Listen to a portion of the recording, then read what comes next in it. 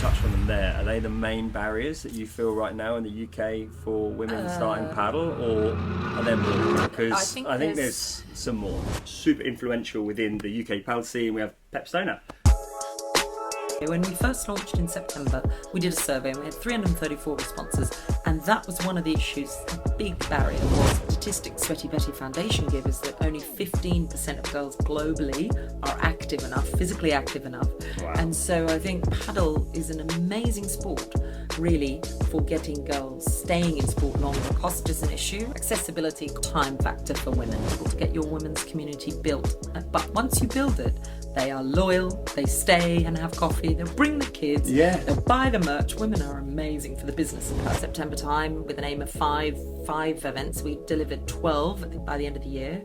We've already done 2 in Australia. The dangers in paddle is that people are sort of jumping in and trying to do sort of good things like that, but it needs a little bit more of a longer term kind of plan.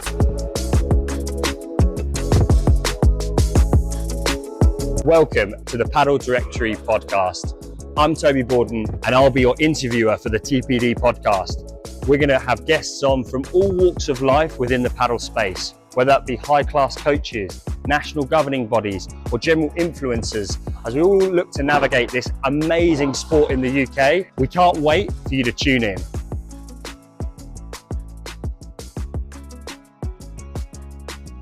So welcome back, viewers and listeners. This is episode 2 of the TPD podcast, and I'm super excited again to have someone that's super influential within the UK paddle scene. We have Pep Stonor. So good to have you on the show today. Lovely to see you, Toby.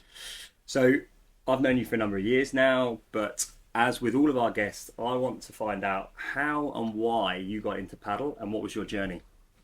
Okay. Well, Toby, 2020 it really started, and it was to do with COVID really, because my regular tennis force sort of fell apart for various reasons, and then I was sick of running up and down the lane. My local tennis club at the time was Stoke Park. Okay. They were very early adopters.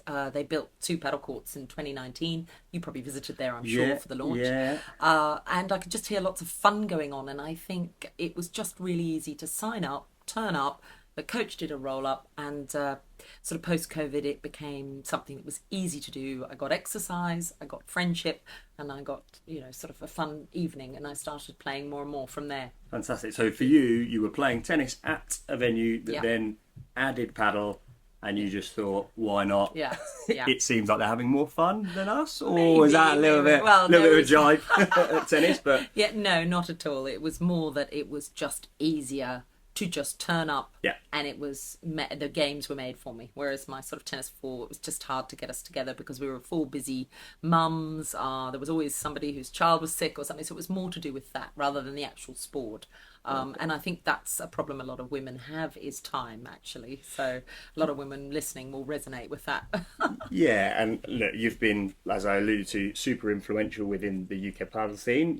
particularly getting more females active within the space. So for you, when obviously you started paddle, were you tennis for many years before? Had that been something that you'd played a long time, or? Well, I'm Australian originally, as you know. I couldn't tell.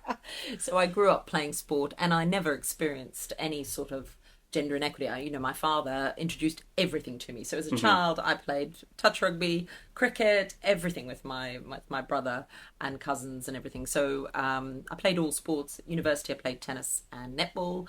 So I've always loved sport, and it's always been part of my life. But I think when I started playing paddle, it's a genuine journey. I didn't mean to start out. I didn't mean to sort of, okay, let's bring more women in. I started out as a personal thing. I played a lot of paddle, but then I suddenly found I wanted to compete, which was unusual because I didn't really love that at tennis. Right, that's interesting. Really interesting. But I couldn't find women who would compete with me. Right. So in those early days, the LTA competitions would often get cancelled. In 2020, 2021. I mean, there were no women competing. And the tours that were at Hop Tour only had men. The iPaddle, when first season it started, I don't think they had women. I played in it, but I played with a man. So it was maybe an open format, or So I very quickly realised that I needed a some sort of tournament or something to propel more women to want to play. So it started from there. It was a personal thing. It wasn't. It happened by accident. In a way. Just like you say, it was a journey you went on. Okay, fantastic. So obviously you've started playing paddle.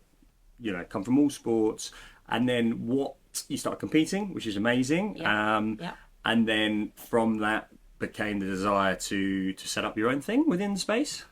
Yeah, again, it was by accident. Right. I decided to hold a little fun tournament for 24 of my friends at my tennis club, the Hurlingham Club. Yeah.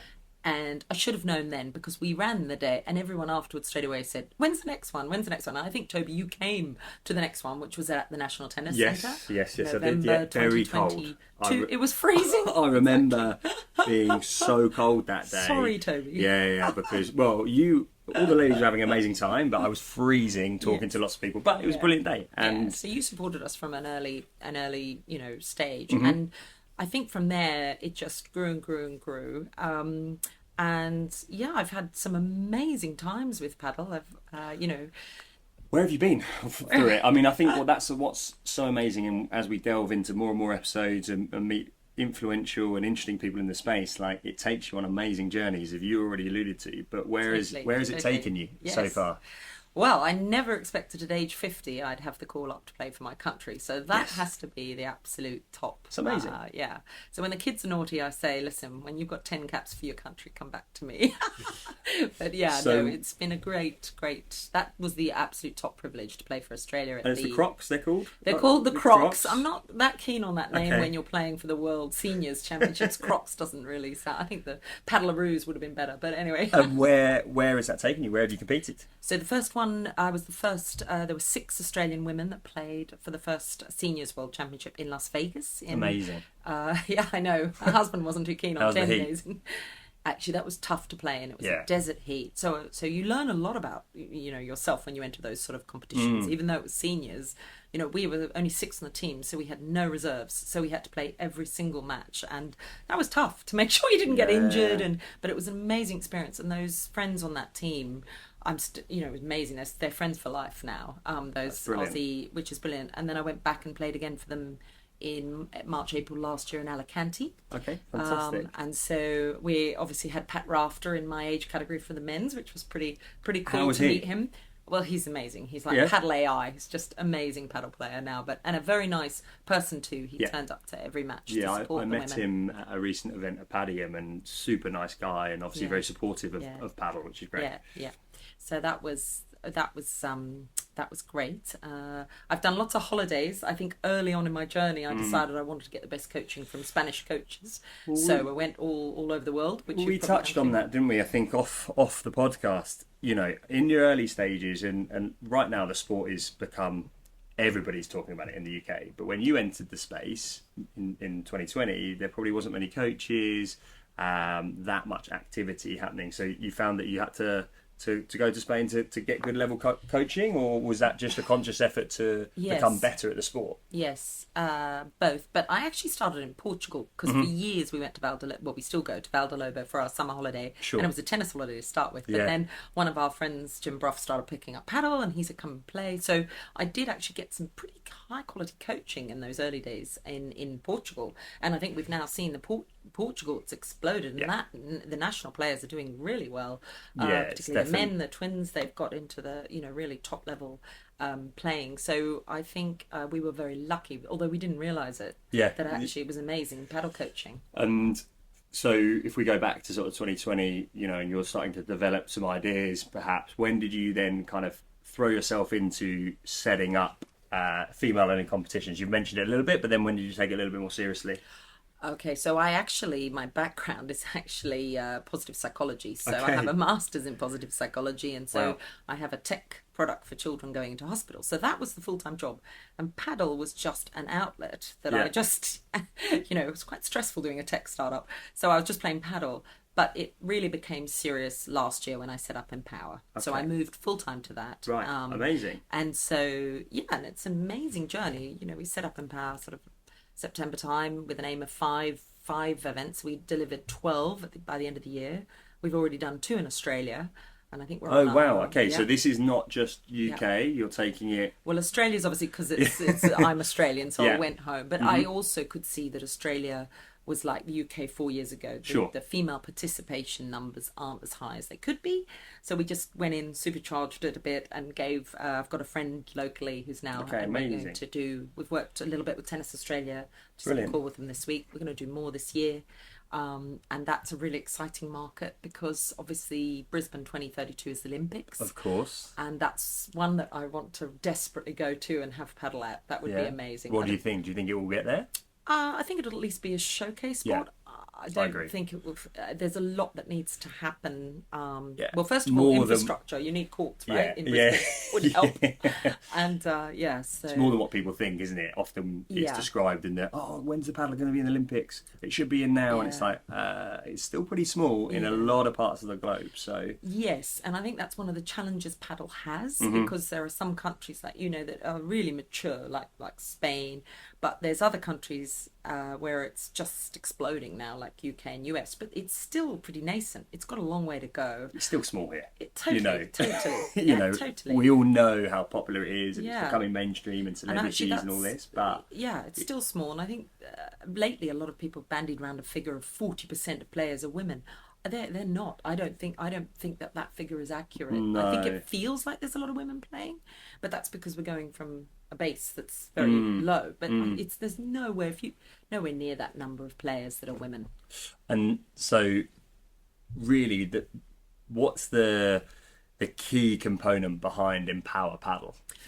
Okay, the key component, it's a very personal mission. Which you've touched on, how you wanted more female players to compete against. Yeah, but it's actually more than that. So I feel very strongly about paddle being a team sport. It's a team sport, and only 4% of women play team sport. Wow. And so paddle has this unique thing about it because it's very easy to take up, right? Yeah. You can't think of any other team sport really golf's hard, tennis is so difficult to start as an adult. Yeah. So I think Empower's main mission is to help women return to sport, because that's another problem. Yeah. 46% of teenage girls drop out of sport. That's a huge stat. It's also to help women stay in sport, but there's also to help women start sport. So as an Australian, I've been blown away by the number of women that come to me and say, I've never played team sport. It's amazing. Yeah. I mean, and the joy on their faces when they get going at paddle. I just had one this week, actually, because I run a Tuesday morning paddle with Pep group that I've been doing for 18 months. Yeah, it's become infamous, hasn't it? Quite famous. It's great. Yeah, it's great. But these women were still getting newbies that just turn up and they have all the same insecurities. There's never anything new. It's sort of, will I be good enough? What do I wear? Will I know anyone? It's the same things every time. Yeah. Are those you touched on them there, are they the main barriers that you feel right now in the UK for women starting paddle, or are there more? Because I think there's some more, right? Yes. So the first thing is the sort of physical barriers. So cost. Cost is an issue. I think courts are still very expensive. Yeah. Most women. Accessibility. Courts aren't all over the UK. So if you live in some parts of the UK, you can't even get to a court. Yeah. So that's a problem.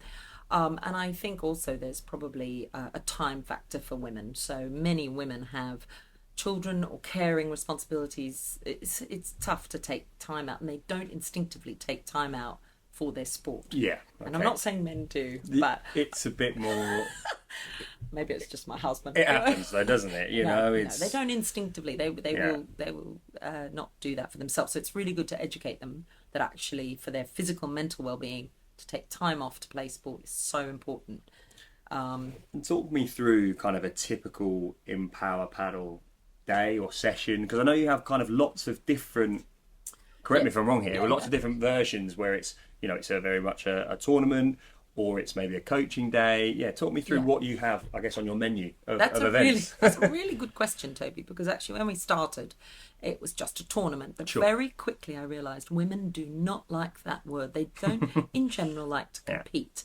And so women, it's a gender and equity piece that starts at age 5. So we need to educate women to be fearless and to enter competition, and competition is good to improve themselves, right? It's to see where you're at, but that it's an education piece and it takes a lot of work. So we started doing things like match play clinics so that they didn't feel they were full on thrown into a competition, and they have worked really well, where we just gently bring them in, we put them in different levels, and we say, here's what a match would look like. Yeah. The other That's issue great. women have is finding partners. They are so Yeah. worried about saying, will you play with me, just in case somebody says no.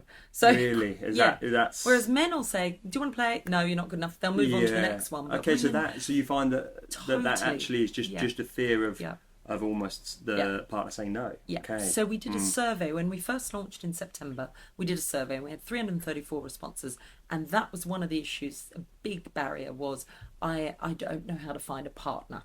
Really? And so we started moving our tournament format to sort of Mexicanos or Americanos. With a to try and changing move it partner. around. Yeah. Which is super social. Super social, and it means they keep the score themselves. Yeah. And that's worked really well, so we can do that sometimes. We've done a holiday with Sandy and Tom from the paddle school. Fantastic. That was Yeah, great. I bet. Where did you go hours- for that? Portugal. Brilliant. 4 hours a day on court. My paddle, I really improved. 4 hours a day for 4 days. Well, it's you're getting dedicated, Yeah. high level coaching in a great environment. Yeah. You know, I think Yeah. it's and you know, you touched on it before. The cost is expensive, right? So Yeah. sometimes actually Yeah. running holidays and coaching trips outside of the UK makes it more affordable, bizarrely, based on the court fees that Yeah, are being I know. charged in the UK. So that's amazing. So so you've got lots of different things on offer. Yeah, we've And done that's lots of different things. We've done brilliant. corporate events for women only. We've done tournaments, match play clinics, and then International Women's Day. We did 3 different types of events. We did a panel on Friday. You at were the all of them. I wasn't actually. You're No, growing I though. wasn't. That's Yeah. the point, right? I think that's Yeah. you know, you've got so much going on all over the country. It's brilliant. You're really Yeah. becoming kind of that brand that people can associate with getting females interested in paddle. Yeah, and the main thing I think with Empower is we want to empower other women Yeah. to be able to supercharge their area. So we've now got ambassadors that we're Brilliant. starting to roll out. So one ran the event on Sunday. And she's a very super qualified level 4 tennis with the most amazing experience. Yeah. And so for her to go into paddle and give these ladies confidence, she's absolutely brilliant at it. So we've got some amazing women in our community that hopefully we can. So it's not about me; it's about and it's empowering other women. The movement behind it, And we'll get other women to run tournaments too, Fantastic. and sort of almost franchise it out as well. brilliant. And are there particular areas of the country that you're looking to kind of do more or less events in, or is that just depending on kind of who you find to be an ambassador, or It usually comes from the venue, actually. Right. So the venue usually say, listen, can you come in? And it's usually they will launch and say, no, we're fine, we've got women. Then they'll realise, because you've seen this time and time again, Toby, you know, a venue will launch, Yeah. men will come in Fill it. easily, happy days. Yeah. Very, very difficult to get your women's community built. But once you build it, they are loyal, they stay and have coffee, they'll bring the kids, Yeah. they'll buy the merch. Women are amazing for the business of paddle. And they talk to their friends, Yeah. and they bring more people in, and I think that's Yeah. it's so important. Yeah. Well, look, it's been a blast so far. Okay. We're going to take a little break, and Great. we'll come back and talk more about what you have planned for the future. Okay, perfect. The Paddle Directory is for anyone that wants to find out more about paddle in the UK. It's a space for coaches, players, businesses, and anyone that wants to pick up a racket for the first time. Check out the website below.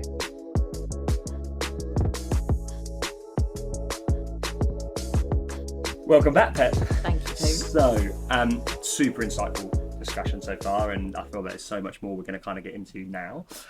We've just had International Women's Day. You mentioned it before. Can you tell me some of the things that you did with Empower? Yeah. The theme for International Women's Day this year was Accelerate Action, which I really loved that theme because it fitted really well with us, because there's a lot we can do in paddle to really help the sport move forward, particularly on the female Absolutely. side. So Yeah.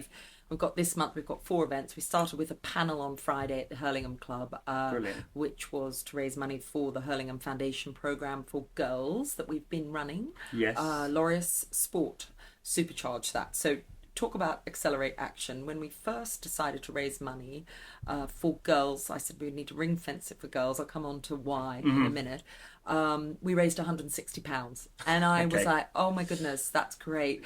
But it goes to show a small thing from a small, you have to just start. Small right? acorn, as they say. Yeah. And it flourished. And then Laureus Sport last year decided to help match fund it, and that meant that the program is running for a year. And this is Brilliant. really important. It's the same girls come on a Monday with access to courts they would never have access to, and they have a lesson with a top coach. I think it's important to mention that because I think when you talk and you say Hurlingham and Hurlingham Foundation, people immediately think, oh, it's whites playing and you have to wear all white and things like this, and it's like that's often a barrier, but it's completely wrong here, right? You are absolutely funding girls' experience to paddle. No, the Hurlingham have been fantastic. Brilliant. When I went to them and said, look, I want to do this and I want it ring fenced for girls because the statistics for girls in sport in general are horrific. I've mentioned it already. Sort of super low. 46% drop out of sport by teenage years.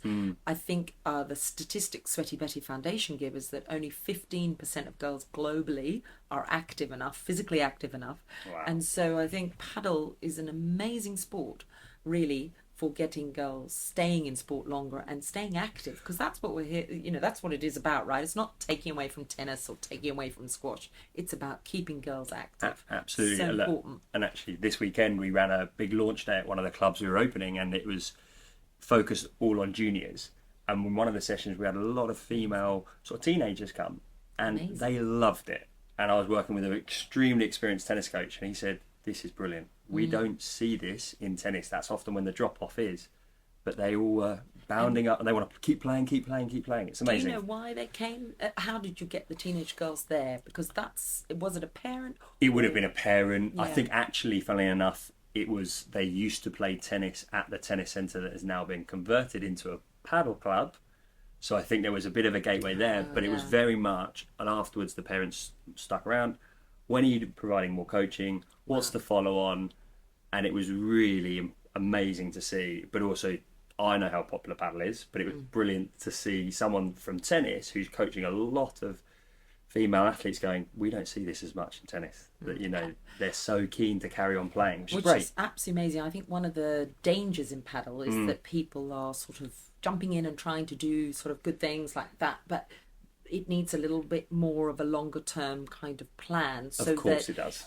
So that the children have the access to come back regularly. Yes. So it's and that tennis club sounds like they'll do it, but it's okay. How do we get these children involved in the sport and on a pathway, like so we Sandy don't lose talks about them. this. Exactly. So we don't lose them, like you say. And they learn the good skills from the beginning, rather than just let's show up for one day, put it on social media, and here we go. Because it's not the same. And I couldn't agree more there. Yeah. And that happens so often where clubs open a fantastic launch day with no follow-on. Yeah. Particularly for children, I think it's quite important. And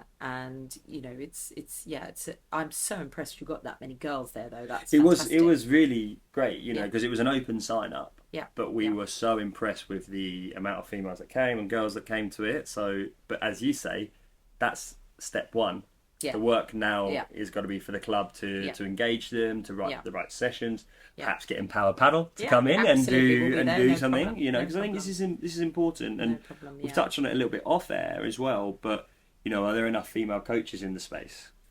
No. Discuss. No, there aren't. And that's one of the things. There aren't enough female coaches. There aren't enough female leaders. There's not enough women at the top of sort of the bodies like FIP. There's just nobody really. So but it's coming. It will come. I was going to ask, how do you think that may change, or is it just systemic within our kind of our whole lives a little bit, and it's a shame? But you think it's coming? Probably, and you need the best person for the job, so it's a bit, but it will come. It will come. But I feel particularly passionate about helping teenage girls to realise that they can do a team sport. Exactly. And so we also ran a girls event recently. We just called it Match Play Clinic, and we had, out of the 12, we had 3 8-year-olds, and the rest were above 14. The 3 8-year-olds ran into the paddle centre, cartwheeling, jumping, yay, when are we starting? The remainder of the 14-year-olds, I'm not good at sport, I haven't got any friends here. The difference in those few years was unbelievable. It really struck me, the attitude. But by the end, they got it, right? They got it. They could do it. and playing and rallying, and that's the beautiful thing about our sport, right? Which is within 30 minutes to 45, they're probably playing the full game. But I'm really interested about your match play pieces. Is that then with a view to encouraging them to come to some of your tournament events, or is it more just, so there is definitely a pathway? And for sure, we've had women start at our tournaments and then go on and enter LTA tournaments because they now feel comfortable with competing, and that's also an education sort of bit. And for sure, there's it's daunting, right? Well, I get that a lot from all walks of life within paddle, where people say it's very daunting to go enter a new tournament. So I think some of your events are a stepping stone, right, for that, but they're much bigger. And even tonight, I'm going to a new club tonight to join their ladies session. I'm a bit nervous. I'm like, oh my goodness, I don't know these women. It's a new club. I don't know the coach. You'll be fine, I think. I hope so. No, I know, but I've still got those same sort of like, course. but it's good to do that, to sort of, but I think with girls in particular, paddle is sort of addressing a wider gender inequity issue. So even we played Queen of the Court, right? And the girls at the back, here's the ball. They were so nice to each other. I was like, girls, you're trying to get down that end. So come on, be hungry for it. Whereas boys would be totally different. Oh, it'd be killing each other to get down the other end. So I think the more we can do to education the girls that it's okay to be strong and resilient and fit and healthy. It's got such a wider implication, for their whole mental and physical well-being. I feel, really passionate about. Paddle is quite a unique sport for that. I mean, it's amazing to hear you speak about it, because I'm like, I'm so pumped about paddle, but you clearly are, and what you're doing is truly amazing.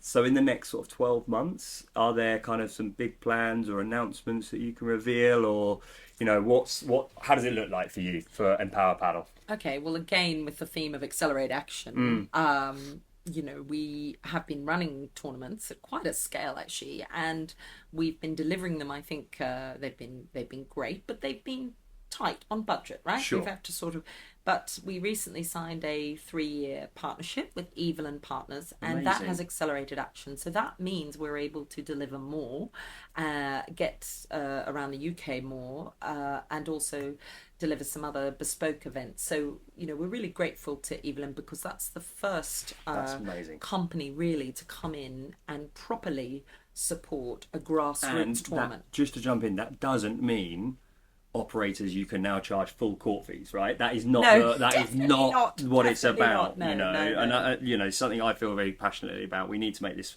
sport accessible. So that's amazing that you've enabled some funding to grow Empower Paddle and get it to more places. It's mainly to accelerate what we do, and I think today, a lot of the sponsorship funding has gone to the top end corporate or celebrity events, which is totally fine, because you need the broadcast rights and the celebrities to help grow the sport.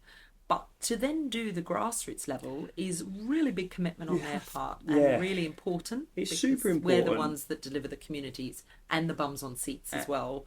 When you get to these big tournaments, like, well, I don't want to mention them, but you need people to watch. Of course you do, and it's a pathway, right? And you talked about the girls, the females that are playing. What's amazing is, can one of these girls, she starts playing, competing, becomes a coach, becomes a leader, sets her own in paddle power up. This is what it's about. Exactly. And role models are also something that's really important. And I've posted about this before.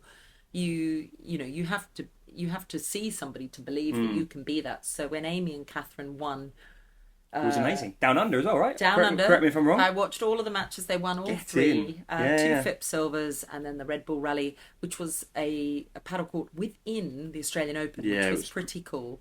So they won that. So that's they're role models for the young juniors coming through, and for Amy to get into the top 100 in the world, it's phenomenal. I don't think enough people realise how phenomenal that is. It's outstanding, and having come to paddle only in the last few years, what she has done is incredible, and we need to shout about it and champion these, because it's totally it's what's going to get more people playing. And hopefully as we grow we can help support some of them too, because that's important that the women are supported properly as well. Couldn't agree more. So, because I don't think you make much in paddle. It's a tough old journey. No, and very, very briefly, my wife was a professional athlete in volleyball when there was no funding, and it was crazy that, you know, she was representing Team GB and having to pay for absolutely everything. So I know I'm not the competitive one, she is, and you know, it's amazing how little funding there are in some of these sports, and to go to the next level we need that. So it's brilliant that you're getting to achieve that for Empower Paddle and growing the sport. So it's amazing. Have you got Millie playing paddle yet, Toby? She's too competitive. Oh, I can't let her on the court because she's just trying to let it. That's but good. Interestingly, she would play all the time. She doesn't because there's not enough venues, and also the cost, the barrier to entry is it's tough. And in London right now, getting access to a court is almost impossible. So those barriers, you're absolutely right. But she'll be at the next event. I know you've been trying for a long time to get Millie there, but the next Empower Paddle event, we will get her there. We will get her there. Yeah, definitely. Amazing.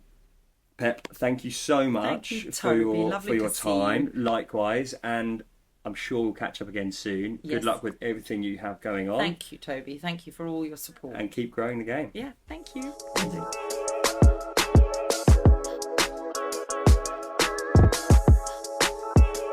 Thank you for joining us on the TPD Podcast. We hope you enjoyed.